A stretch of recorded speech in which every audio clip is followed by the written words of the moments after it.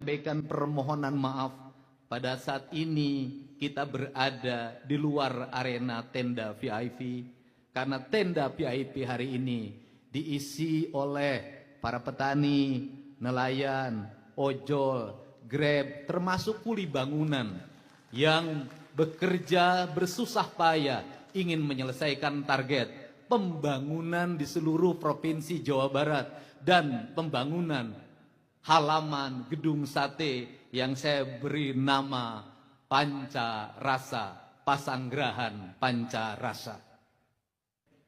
Pertama, saya mengucapkan ucapan terima kasih pada para pengibar bendera pusaka Sangsaka Merah Putih sebagai simbol dari kedaulatan negara kesatuan Republik Indonesia yang telah mengibarkan sangsaka dengan sempurna.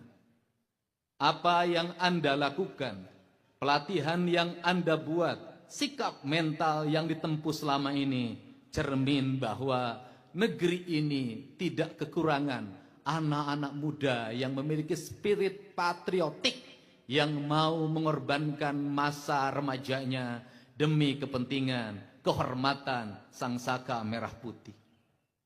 Saya mengucapkan terima kasih pada seluruh peserta upacara dari jajaran TNI dan Polri serta anak-anak pelajar Purwakarta Jawa Barat yang sudah mengikuti pendidikan barak militer yang tumbuh menjadi anak-anak patriotik.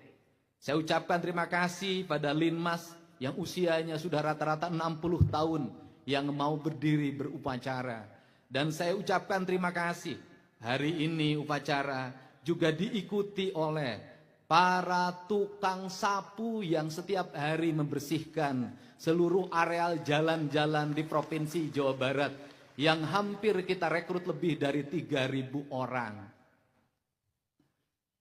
Di hari kemerdekaan yang ke-81 ini, kami menyampaikan permohonan maaf kepada seluruh masyarakat Jawa Barat yang berada di Jawa Barat, di luar Jawa Barat, di luar daerah Provinsi Jawa Barat, bahkan sampai di luar negeri untuk mencari nafkah.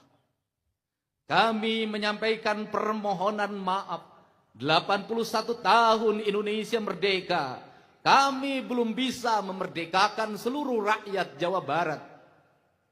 Masih ada 80.000 rakyat Jawa Barat yang sampai hari ini belum memiliki jaringan listrik, sehingga ketika malam dia kegelapan. Dan 2027 akan kami selesaikan. Di 2025 pada saat kami menjabat, ada 500.000 lebih rakyat Jawa Barat tidak memiliki listrik. Padahal Jawa Barat adalah pusat energi, baik geotermal, pembangkit listrik tenaga air yang terhampar luas dari mulai Jatiluhur, Jati Gede, Cirata, Saguling, dan seluruhnya terhampar menyalakan listrik yang menerangi Jawa Barat dan berbagai daerah di seluruh Indonesia, termasuk geotermal di berbagai pegunungan di Jawa Barat. Tetapi ada sebuah ironi, ketika kita memiliki energi yang besar, tapi rakyat kita bahkan yang dekat di pembangkit itu tidak memiliki listrik. Seluruh ironi itu harus kita selesaikan secara bersama dengan upaya melakukan penataan dalam sistem keuangan pemerintah Provinsi Jawa Barat untuk terarah pada aspek yang menjadi kebutuhan dasar warga. Bagaimana Jawa Barat harus dilindungi rakyatnya dari gangguan kesehatan. Tidak boleh lagi ada rakyat Jawa Barat yang masuk ke rumah sakit, pulangnya berhutang karena ketidakmampuan keuangan. Tidak boleh lagi ada rakyat Jawa Barat yang terhimpit karena kemiskinannya meninggal tanpa perawatan dari dokter dan para medis. Tidak boleh ada rakyat Jawa Barat yang terlahir kemudian sesar dan akhirnya KTP-nya ditahan oleh rumah sakit karena ketidakmampuan pembiayaan. Seluruhnya akan kita wujudkan secara bersama dengan kerja secara bersama antara pemerintah Provinsi Jawa Barat, jajaran DPRD Provinsi Jawa Barat, seluruh instansi vertikal, baik Kejaksaan Tinggi, Kepolisian Daerah Provinsi Jawa Barat, Kodam 3 Siliwangi, Pengadilan Tinggi, Pengadilan Agama, Kantor Wilayah, Kementerian Agama, semuanya harus bahu-membahu. Instansi kita, ada instansi daerah, ada instansi vertikal, tetapi tujuan kita adalah satu, mewujudkan masyarakat Indonesia yang merdeka, berdaulat, adil, dan makmur. Rasa adil memiliki dua kualifikasi. Yang pertama adalah keadilan komutatif, di mana kita memiliki hak yang sama. Kita berhak menghirup udara bersih dalam setiap hari, walaupun udaranya tidak semua bersih sampai hari ini.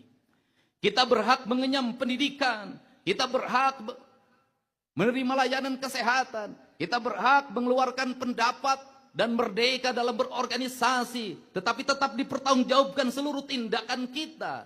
Setiap warga negara memiliki kedudukan yang sama di mata hukum. Itulah kemerdekaan komutatif. Walaupun seluruh kemerdekaan itu pun belum bisa dinikmati oleh seluruh warga. Kemerdekaan distributif, keadilan distributif kita wujudkan dengan apa? Berdasarkan prestasi yang dimiliki oleh setiap orang. Maka negara harus memberikan ruang bagi siapapun warganya untuk berprestasi tanpa dihalang-halangi. Negara merdeka, tidak ada lagi kalimat kaum caca. Negara merdeka, tidak ada lagi kalimat kaum menak. Negara merdeka, tidak lagi orang berpangkat. Semuanya merdeka, berhak mendapatkan yang terbaik. Berhak meraih kedudukan yang terbaik dan yang tertinggi di negeri ini. Itulah makna kemerdekaan. Seluruh rangkaian makna kemerdekaan itu harus dikerjakan secara bersama. Dikerjakan oleh pemimpin yang mengerti mengelola anggaran. Fokus pada apa yang menjadi kebutuhan. Menunda seluruh hasad pribadinya. Menunda membeli mobil baru menggunakan uang negara. Menunda membeli baju baru menggunakan uang negara. Menunda menambah properti di rumah dinasnya sebanyak-banyaknya menggunakan uang negara. Menunda, maka seluruh penundaan itu diarahkan untuk apa? Mengangkat derajat agar masyarakat Jawa Barat setingkat demi setingkat angka pendidikannya semakin meningkat. Tidak lagi terus berkutat di 8 tahun. Ke depan harus kita meraih minimal 12 tahun. Agar masyarakat Jawa Barat angka peningkatan kualitas kesehatannya terus meningkat. Agar seluruh layanan kesehatannya siap siaga. Agar masyarakat Jawa Barat ekonominya terus meningkat. Mereka memiliki kesempatan kerja. Seluruh kesempatan kerja tidak bisa lahir dengan sendirinya. Harus diciptakan dalam sebuah iklim. Iklim pertanian yang memiliki orientasi sebagai pertanian hijau. Karena pertanian yang terus-terusan menggunakan pestisida dan pupuk kimia tidak bisa lagi masuk ke pasar dunia dan tidak bisa lagi membuat untung para petani. Maka sudah selayaknya kita secara bertahap Dinas Pertanian Provinsi Jawa Barat bekerja sepetak demi sepetak seluruh sawah di Jawa Barat dirubah. Untuk apa? Mencapai tingkat derajatan pertanian organik.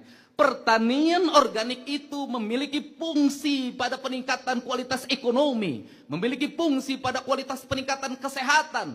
Karena kesehatan tidak melulu rumah sakit, kesehatan tidak melulu puskesmas, kesehatan tidak melulu alat kesehatan, kesehatan tidak melulu paramedis, kesehatan tidak melulu dokter. Karena dokter yang sejati adalah diri kita sendiri. Maka pertanian organik merupakan tahapan untuk mewujudkan masyarakat Jawa Barat yang sehat. Yaitu masyarakat Jawa Barat setiap hari mengkonsumsi air yang berkualitas. Masyarakat Jawa Barat setiap hari mengkonsumsi buah-buahan yang berkualitas. Berkualitas buah-buahan terhampan, buah-buahan khas Jawa Barat. Ada pisang, ada rambutan, ada manggis, ada duren. Banyak lagi buah-buahan khas kita. Dan itu kalau kita bersama mendorongnya peningkatan kualitasnya, maka dalam setiap waktu kita akan menikmati makanan yang bermutu, yang dilahirkan dari apa?